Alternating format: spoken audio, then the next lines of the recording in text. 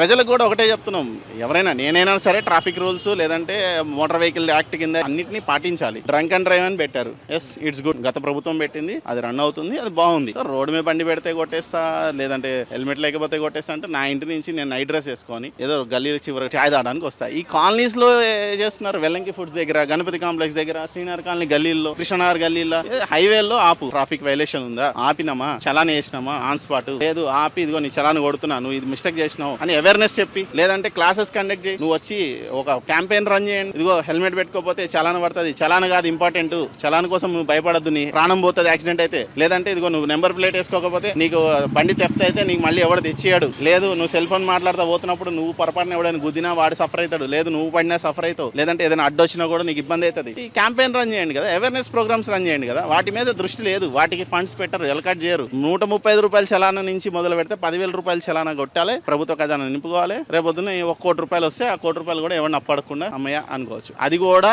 అవినీతే.